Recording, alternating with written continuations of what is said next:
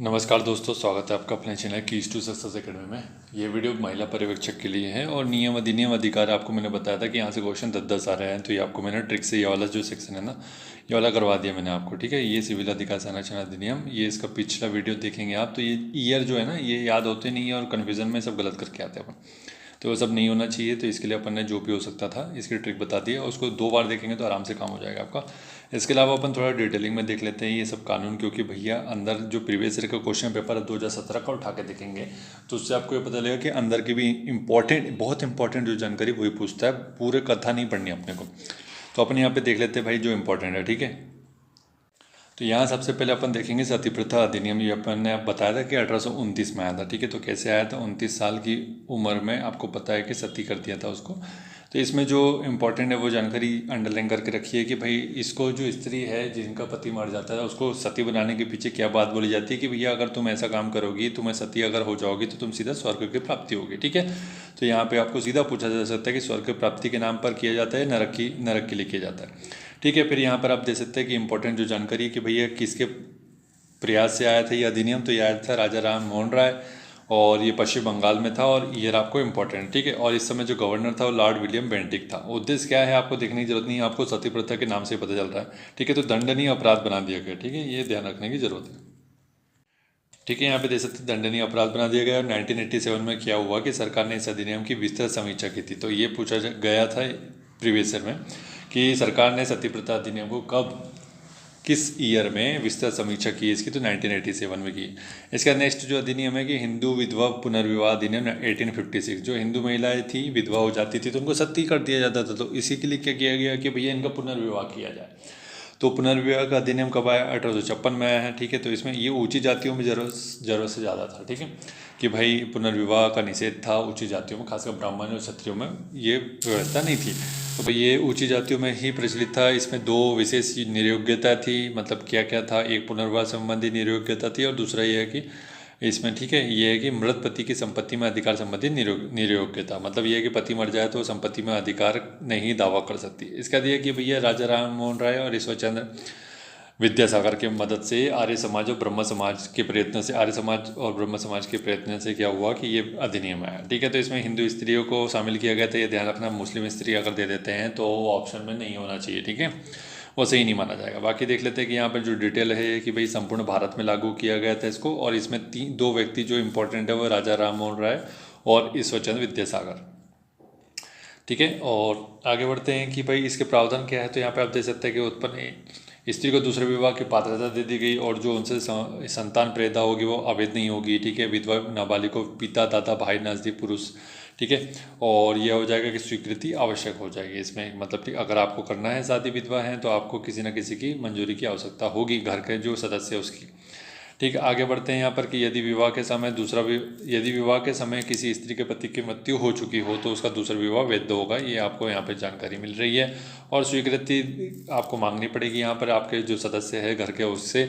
ठीक है, और संपत्ति जो ये है कि यहाँ पर क्या बोल रहा है कि यदि विधवा बालिग है और यदि पुनर्विवाह करती है तो वह पूर्व मृत पति की संपत्ति के भरण पोषण या वसीयतनामा में उसे पूर्व मृत पति की संपत्ति का अधिकार नहीं होगा। ठीक है, तो जो पति मर चुका है उसकी संपत्ति में आपको अधिकार नहीं मिलेगा जब आप पुनर्विवाह कर लेते हैं। ठीक है, नेक्स्ट है इसके अर्थ कि भैया क्या है कि यदि पति के वसीयतनामा या पति के परिवार के सदस्यों के समझौते के बाद उसे पति के समर्पित पति की संपत्ति पर पूर्ण अधिकार मिल गया हो तो वह पुनर्विवाह के बाद भी अपने अधिकारों का उपभोग करेगी। तो वसीयतनामा अगर साइन किया है तब हो पाएगा ये काम। आगे बढ़ते हैं, जो पूछा गया था 2017 में कि भाई महिला आयोग जो है ना वो 1990 एक्ट के तहत बनाया गया था। 1990 साल की महिला के लिए बनाया गया था। अपन इसको ध्यान रखेंगे। और 2 साल बाद ये अपना गठित हुआ आयोग सांविधिक आयोग है। सांविधिक मतलब विधान से बनाया गया है, विधि के माध्यम से बनाया गया है। और पहली जो महिला थी जयंती पटनायक। ठीक है, आगे बढ़ते हैं कि भाई 1987 में जो अधिनियम आया था वो राजस्थान में पहले आया था। तो उसमें क्या किया गया था कि सती अभ्यास, जो सती प्रथा प्रचलित थी, उसको रोकने के लिए लाया गया था।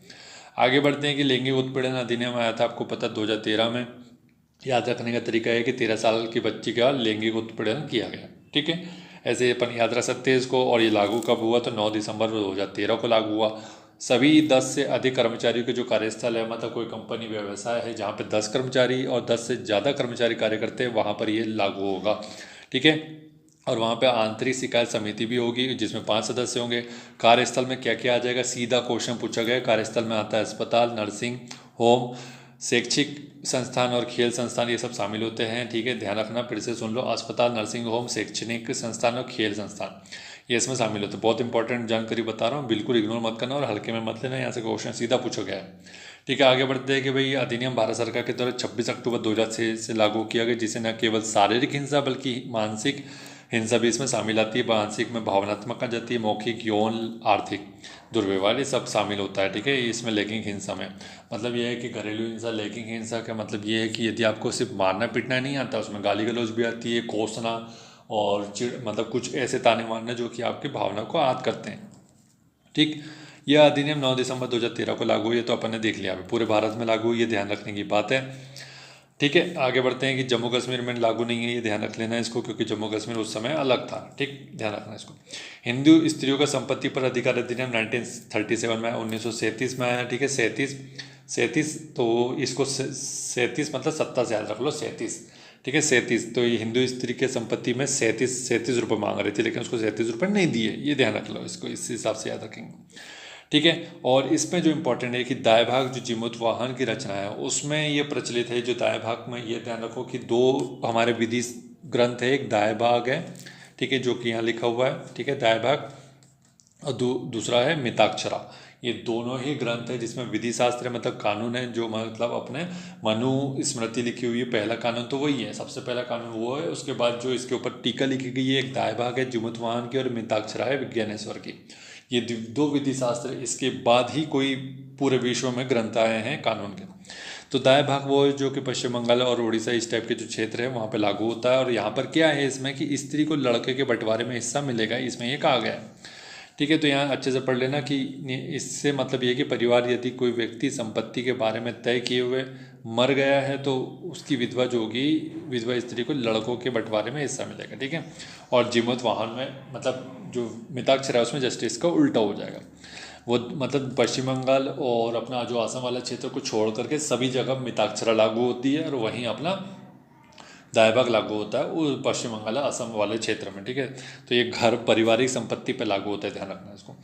हिंदू स्त्रियों का संपत्ति पर अधिकार 1937 का एक्ट है जो कि संपूर्ण भारत में लगा हुआ है। और जो विधवा स्त्री को लड़कों के बंटवारे में हिस्सा मिलता है, व्यक्तिगत संपत्ति का अधिकार मिलता है। इसमें ध्यान रखने वाली बात यह कि यहाँ पर जो इंपॉर्टेंट पूछा गया है वो ये है कि भाई हिंदू उत्तराधिकार अधिनियम 1956 जम्मू कश्मीर को छोड़कर संपूर्ण भारत में लागू हुआ है। इसमें कौन कौन शामिल होगा, हिंदू होगा, बौद्ध होगा, जैन होगा, सिख होगा, ये सब शामिल हो जाएंगे। ठीक है, आगे बढ़ते हैं कि भाई जीविका का अधिकार प्राप्त है बेटियों को। ठीक है, ये ध्यान रखने की बात है। आगे बढ़ते हैं आठवां जो संविधान संशोधन, आठवां लिखा हुआ गलत है, 86वां संविधान संशोधन अधिनियम है 2002 का, जिसमें क्या है कि 21 आर्टिकल 21A है, 6 से 14 वर्ष के जो बच्चे होते हैं उनको निःशुल्क अनिवार्य शिक्षा का प्रावधान किया गया है, यह पूछा गया है। आरटीए में क्या प्रतिबंधित है, तो ये प्रतिबंधित है कि भाई शारीरिक सजा नहीं दी जा सकती है, मानसिक उत्पीड़न नहीं किया जा सकता आपका। बच्चों के प्रवेश के लिए स्क्रीनिंग की टेस्ट नहीं होगा कि स्क्रीनिंग टेस्ट लिया जाता है पहले। कैपिटेशन शुल्क नहीं लिया जा सकता। शिक्षकों के निजी शिक्षण पर प्रतिबंध लगा दिया गया, मतलब प्राइवेट ट्यूशन नहीं देंगे। लेकिन आपको पता है कि जगह जगह पर प्राइवेट ट्यूशन देते हुए नजर आते हैं शिक्षक। ठीक है, तो यहाँ पे देख लेते हैं कि भाई लैंगिक उत्पीड़न अधिनियम अपन ने अभी देख लिया 2013 का, 9 दिसंबर 2013 को लागू हुआ। और उसमें संस्थान कौन कौन से शामिल होते हैं, कार्यस्थल कौन से शामिल होते हैं, ये देखना जरूर। ठीक है, और इसमें क्या शामिल नहीं है वो देख लो, इंपॉर्टेंट कि भाई इसमें खेलकूद संकुल है वो। ठीक है, खेलकूद संकुल है, खेलकूद संस्थान नहीं है, ये दोनों लागू नहीं है। आवास गृह और खेलकूद संकुल इसमें शामिल नहीं होता। 1978 के पूर्व संपत्ति का जो अधिकार था वो एक मौलिक अधिकार था। और इसको 44वां जो 1978 का अधिनियम था उसमें 300A में डालकर इसको विधिक अधिकार या कानूनी अधिकार बना दिया गया। हिंदू उत्तराधिकार जो अधिनियम है उसमें कौन कौन शामिल होता है, तो हिंदू होता है, जैन, बौद्ध, सिख, और फिर लिंगायत होगा, ब्रह्म समाज वाले जो हो जाएंगे, आर्य समाज वाले लोग हो जाएंगे, ये सब लागू हो जाएंगे, इसमें आ जाएंगे। और संपूर्ण भारत में लागू होगा, लेकिन कश्मीर को छोड़ना पड़ेगा आपको। ठीक है, विशेष राज्य का दर्जा दिया गया था इसलिए। ठीक है, नेक्स्ट है कि अब यहाँ पर देख लो, यदि एक हिंदू संयुक्त परिवार की संपत्ति में अपना हिस्सा छोड़कर मर जाता है तो उसकी विधवा स्त्री को उत्तराधिकार का उपभोग कर सकता है। ठीक है, बाल विवाह अवरोध अधिनियम जो बाल विवाह से संबंधित 1872 1954 का है। व्यक्तिगत और सामाजिक दुष्परिणाम होते हैं, इससे राजा राम मोहन राय और अपने ईश्वरचंद्र विद्यासागर के प्रयासों से ही इसका मतलब अधिनियम आया था और इसका उन्मूलन किया गया था। इसके अलावा ये है कि 1827 में सबसे पहले बाल विवाह को रोकने का पहला प्रयास कब किया गया था? 1827 में किया गया था, जिसमें 10 वर्ष से कम उम्र के जो बच्चे उनका बाल विवाह को रोक लगा दी थी। वहीं उसके बाद 1829 को सती प्रथा अधिनियम आया। 1891 में भी एक अधिनियम आया था, उसमें क्या था कि लड़की की उम्र 12 वर्ष कर दी गई थी। ये सीधा क्वेश्चन पूछा जा सकता है कि भाई लड़की की उम्र क्या थी? 1891 सम्मति विवाह अधिनियम बोलते हैं इसको, तो 12 वर्ष की थी। ठीक है, उसके बाद ये कि हरविलास शारदा जी की सिफारिश पर 1929 में शारदा एक्ट आया। इसका नाम पूछा जा सकता है पूरा हरविलास शारदा, जो कि लागू का वो 1930 में लागू हुआ। ठीक है, ये भी इससे बाल विवाह से संबंधित है। इसके अनुसार क्या हुआ कि भैया बाल विवाह को रोकने का प्रयास किया गया। इसमें जो जो पुरुष है उसकी आयु 18 वर्ष थी और महिला की आयु 15 वर्ष से कम नहीं हो सकती है। ठीक है, आगे बढ़ा करके इसको आगे और बढ़ा दिया गया है कि अगर इसमें क्या है कि कारावास की सज़ा के बारे में बात कर लेते हैं कि अगर कोई ऐसा व्यक्ति ऐसा विवाह करता है तो उसको 15 दिन का कारावास और 1000 रुपये का जुर्माना होगा। कब? जब 18 और 21 वर्ष के बीच उम्र होगी। ठीक, और यदि 21 वर्ष से अधिक की उम्र है तो जुर्माना के साथ 3 माह की जेल हो सकती है। वहीं विवाह संस्कार जो करवा रहा है, जो पंडित मान लो या फिर कोई चाचा भतीजा इस टाइप का कोई मौसा मौसी करवा रहा है, तो उसको 3 माह की कारावास और जुर्माना दोनों हो जाएगा। ठीक है, और ऐसा जो मुकदमा होगा उसका सुनवाई कौन करेगा? प्रथम श्रेणी का मजिस्ट्रेट करेगा। विवाह के बाद 1 वर्ष, अगर विवाह हो गया और 1 वर्ष बीत गया तो किसी प्रकार की शिकायत पर अदालत कुछ नहीं कर सकती। मतलब ये आपको इम्पोर्टेंट है, बाल विवाह यदि आपका हो गया है और 1 वर्ष बीत चुका है तो आपकी जो है ना शिकायत नहीं सुनी जाएगी। ठीक है, ध्यान रखने की बात है। अदालत को पूर्व सूचना मिल जाने पर विवाह रोकने के लिए आदेश दे सकती है, तो अदालत खुद ही संज्ञान ले सकती है यदि उसको सूचना मिल जाती है, तो ये ध्यान रखना। आगे बढ़ते कि अदालत द्वारा जो दिए गए आदेश है उसकी अवहेलना कर देता है कि भैया हम नहीं मानते अदालत का कोई आदेश, तो 3 माह का कारावास और 1000 रुपये का जुर्माना या दोनों हो सकता है उसको। इस स्थिति में कोई भी स्त्री को जेल नहीं डाला जाएगा। ये ध्यान रखने की बात है कि भैया किसको जेल नहीं होगी। इसमें स्त्री को किसी प्रकार की कोई जेल का प्रावधान नहीं है। ठीक है, ये ध्यान रख लेना, ये बहुत इंपॉर्टेंट है, स्त्री को जेल नहीं होगी। ठीक है, इसके बाद नेक्स्ट क्या है कि बाल विवाह वाला जो अपना है अवरोध अधिनियम 1954 में, 1872 का तो 1954 में आया, संपूर्ण भारत में लागू हुआ और बाल विवाह को रोकने का प्रयास था। इसमें जो एज है वो 18 वर्ष और 15 वर्ष की है। ठीक है, ये अपने को बहुत ज़्यादा इंपॉर्टेंट नहीं है। ठीक, बस इतना है कि बाल विवाह को रोकने के लिए जो अधिनियम आया वो 1872 1954 में आया। ठीक, यहाँ पे आप लोग देख सकते हैं कि जो इम्पोर्टेंट है वो ये है कि अपना ये विशेष विवाह अधिनियम जो कि धर्म से संबंधित, अंतर धार्मिक अंतर जाति विवाह से संबंधित है, और ये 1872 1923 1954 में आया है। ठीक है, देख लेते हैं कि भाई इसमें क्या है कि धार्मिक प्रतिबंध को दूर कर दिया गया। मतलब कि हिंदू मुस्लिम महिला विवाह के बारे में बात हो रही है कि कोई पुरुष, हिंदू पुरुष मुस्लिम विवाह महिला के साथ विवाह करे या फिर कोई मुस्लिम पुरुष हिंदू महिला के साथ विवाह करे, तो अंतर धार्मिक विवाह के बारे में बात की गई थी। ये उस समय के बारे में बात हो रही है। ठीक है, तो इस टाइप की चीज़ के लिए ये लाया गया था, तो अड़चनें दूर कर दी गई। तो इसमें यहाँ पे दिख रहे हैं कि हिंदू मुस्लिम और ईसाई तीनों ही शामिल हो गए। ठीक है, तीनों धर्म के लोग आपस में शादी कर लेते हैं ऐसा, और उसको अवैध नहीं घोषित किया जाएगा, ये अपनी बात है। ठीक है, और इस समय इसमें क्या था कि भाई विवाह करते समय पहले ये घोषणा करनी पड़ती थी कि भैया हम इस धर्म के, हम उस धर्म के। लेकिन इसके बाद क्या हुआ कि यहाँ पे देख लो कि अब यह घोषणा नहीं करनी होगी। 1954 में ये घोषणा करने की आवश्यकता नहीं कि फलाने फलाने धर्म का है हम लोग। ठीक है, 1954 में। लेकिन 1872 में ये घोषणा करनी पड़ती थी कि भैया हम इस धर्म के। तो क्या होता है, जैसे धर्म बताएंगे तो मारपीट काट चालू हो जाएगी ना, ये सब होता। तो ये है, इसके पीछे के 2 कारण है, मैं अभी बता दूंगा। तो विवाह के समय क्या है, किसी पक्ष का जीवित साथी नहीं होना चाहिए। मतलब ये है कि मान लो कोई बहु विवाह के बारे में बात हो रही है कि ऐसा नहीं कि एक विवाह पहले से हुआ पड़ा है और दूसरा विवाह करने के लिए आतुर है।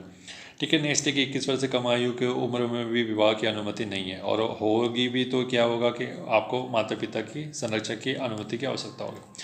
तो इसके पीछे का तो आपको, हाँ इसके पीछे, और ऐसा विवाह की रजिस्ट्री करानी होगी भैया, ऐसा नहीं कि बिना रजिस्ट्रार के आपका विवाह हो गया। तो इसके पीछे 2 कारण है। 2 कारण क्या है कि पहला तो ये कि भैया अगर आपको एक धर्म बनाना है या फिर धर्मलेस या धर्मनिरपेक्ष बनाना है, तो क्या होगा, सभी का विवाह आपस में कर दिया जाए तो किसी प्रकार का कोई दिक्कत नहीं होगी। मतलब ये उन्माद नहीं होगा, धार्मिक उन्माद, सांप्रदायिक दंगे, इस टाइप की चीज़ नहीं होगी। दूसरा ये कि सभी धर्म लोग आपस में समान रूप से जिए, इंसान के रूप में जिए, ये इसके कारण थे। लेकिन ये ऐसी चीज़ होती नहीं है। आपको पता है कि पहले आपको बढ़िया तरीके से फुसलाया जाता है, फिर उसके बाद आपका पेटी में पैक करके सप्लाई कर दी जाती है। तो ये सब चीज़ है, और कहा जाए तो अपने अपने धर्म में ही विवाह करें। ठीक है, वही ज़्यादा सही है। मतलब व्यवहारिकता के तौर पर देखा जाए तो अपने अपने धर्म में ही विवाह करना चाहिए, लेकिन कानूनी तौर पर ये कहा गया कि आप किसी में भी विवाह कर सकते हैं। जो प्रेम विवाह है उसमें आप कर सकते हैं, स्वतंत्र है, कानून इसकी इजाज़त देता है, हम कोई कुछ नहीं बोल सकते इसमें। लेकिन फिर भी ये है कि आप अपने ही विवेक का उपयोग करके शादी करें, विवाह करें या प्रेम करें, इतना दिमाग होना चाहिए। ठीक है। तो विशेष विवाह अधिनियम यहाँ पे आप लोग दे सकते हैं कि 1872, 1923, 1954, ये सीधा पूछ जाएगा कि कब कब कब पूछा गया, तो ये ईयर आपका पूछ लेगा। ठीक है, यहाँ पे आप लोग दे सकते हैं, तीनों ही शामिल होंगे, हिंदू मुस्लिम और ईसाई तीनों ही शामिल हो जाएंगे। ठीक है।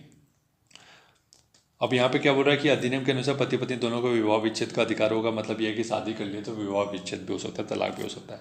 किसी पक्ष के व्यभिचार होने पर 3 वर्ष का, कारण परित्याग करने पर 3 वर्ष से अधिक अवधि का कारावास सजा पाने का इसमें प्रावधान किया गया है। ठीक है, आगे बढ़ते हैं कि यहाँ पर आप लोग बाल विवाह अधिनियम 2006 में जो आया वो 1 नवंबर 2007 को लागू किया गया था, कश्मीर को छोड़ करके। ठीक है, ये अपन इसमें उम्र देख लो कि पुरुष 21 साल का था, महिला 18 वर्ष की थी, बस इतना ही इंपॉर्टेंट है इसमें।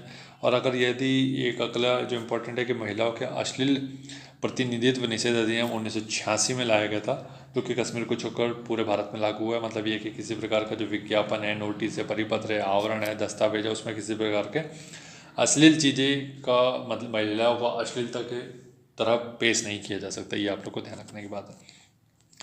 फिर ये अपना आगे बढ़ते हैं, इसमें जो घरेलू हिंसा का अधिनियम 2005 में आया, 26 अक्टूबर 2006 को लागू हुआ, 6 में लागू हुआ, 5 में आया, 6 को लागू हुआ। जम्मू कश्मीर को छोड़कर पूरे भारत में लागू हुआ है, ये ध्यान रखने की बात है। ठीक है, इसका दिए कि हिंदू विवाह विवाह विच्छेद अधिनियम 1955 1976 का है। 1955 में सबसे पहले आया, फिर उसका अपना कब आया, 76 में आया। ठीक है, तो यहाँ पर ये जो अपना जो हिंदू उत्तराधिकार संशोधित अधिनियम है, इसका जो मुख्य पहलू क्या था कि महिला और पुरुष को बराबर दर्जा दिया गया था संपत्ति में, ध्यान रखने की बात है। आगे बढ़ते हैं कि खास सुरक्षा अधिनियम आया 2013 का, जो इम्पोर्टेंट है वही बता रहा हूँ। 10 सितंबर 2013 को संसद ने पारित किया।